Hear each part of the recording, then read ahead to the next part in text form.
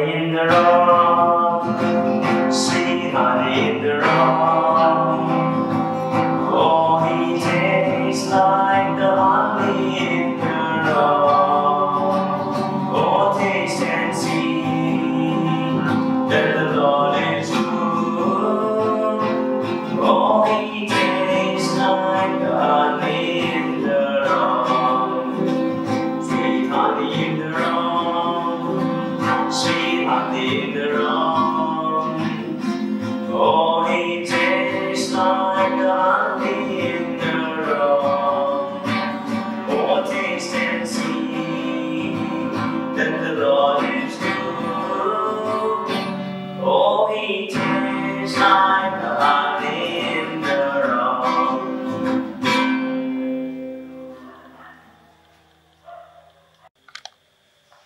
It's a great joy and pleasure to see you once again in this new year. In this new year, I think we would have all taken new resolutions, a lot of new decisions. Spiritually we would have liked to grow up. Financially we would have thought now we should maybe put up some savings, or maybe even want, maybe at our work we would want to grow in our positions. Maybe we wanted a promotion. So we would have taken a lot of decisions regarding that. Now, I want to focus on the spiritual aspect of that. Now, when we talk about the spiritual aspect, we would have taken a lot of decisions there. Let's say you would have thought, okay, I'm going to finish reading the Bible twice this year. I'm going to spend a lot of time on prayer. I'm going to do this, I'm going to do that. So we would have taken a lot of decisions. But every year we do that, and sometimes we fail. Sometimes we fail. So today I'm going to tell. Maybe, from my aspect, I would have done a lot of things. In my past few years, I had done a lot of things, okay? And in many aspects, I would have failed. I failed in many aspects. And, when I go back to reason, when I go back to, analyze why I failed, maybe I just came up with four reasons that I thought these are the four things why I am not very successful, very spiritually sometimes in my life. Number one, maybe sometimes I'm too comfortable with sin. I am very comfortable with sin.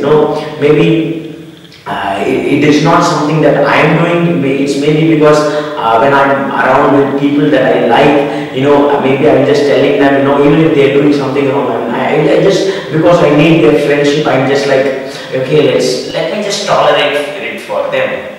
Or maybe at a workplace, maybe I put in a situation where I'm like, okay, maybe I want to escape from a certain place, so I'm just telling a simple lie to escape from that place. Or maybe to please somebody, I'm just telling a lie. So at some point in life, I'm just very comfortable with sin.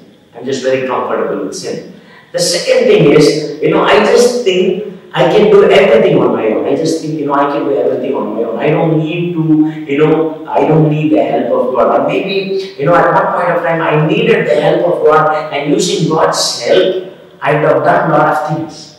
And then, when God had given me success, now I started to think, okay, I don't need God. I can do it on my own.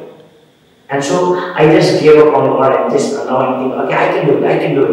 It's not like God did it in my life. It's I did it in my life. The third thing is pride. Pride is something that kills me a lot. Even sometimes, when we go to different churches, sometimes you see, some person singing nicely, and they are not singing very well. They are just singing, they're leading the worship there, they're just not singing. The music there is not good. And so you are standing in the service thinking, okay, maybe if I'm doing the service here, it would have been better. If I'm doing the music here, it would have been better. And you're just not there to worship. You're there to judge. You're there to, judge yourself. You're there to say, I can do better than this. It's my pride. Finally, spending time with God. Maybe most of the time in our life, it's because it's very, we just set the time, okay, morning 5 o'clock, I'll get up, 5:15, I'll sit down for prayer, 5:45, I'll finish it up. We just set a specific schedule saying half an hour, 1 hour. We're not there, wholeheartedly. We're just there telling, okay, I'll spend this 1 hour with God. So maybe these four things cause a lot of slack in my life, And the reason, the Bible also gives us answer for all our struggles. So when I was going through these struggles, I came across this wonderful passage in the Bible. It's taken from Psalm 1. It's taken from Psalm 1. If you read through Psalm 1, the whole passage of Psalm 1, it says, blessed is the one who does not walk in the step of the wicked or stand in the way of the sinners. Second verse, but whose delight is in the law of the Lord, and who meditates on his law day and night. Then, as you go on, so when you meditate on the Lord, what happens? He is like a person that's like a tree planted by streams of water, which yields its fruit in season, whose leaf does not wither, whatever they do prospers. But what happens to the wicked? They are like chaff that the wind blows away. So finally the Lord says, for the Lord watches over the way of the righteous, but the way of the wicked leads to destruction. So if you think, I can do this, if you are living with pride, if you don't spend, your way is leading to destruction. But if you are leading a very righteous life, God is watching over you. He will help you. He will help you. So this new year, as we take a lot of decisions, as we step into this year, let's say, God, I commit myself to you. You do things in my life. You do things in my life.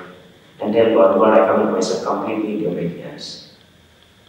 Let's pray. Father God, we thank you for this day. Thank you for giving us this nice year, Father God. Father God, I commit myself into your hands. Take away all the flaws in my life, oh Father God. Help me do the will that you have. Help me do the plans that you have for me in my life, oh Father God. Bless me and take care. You commit everybody here in my hands. In Jesus' name I swear. Amen.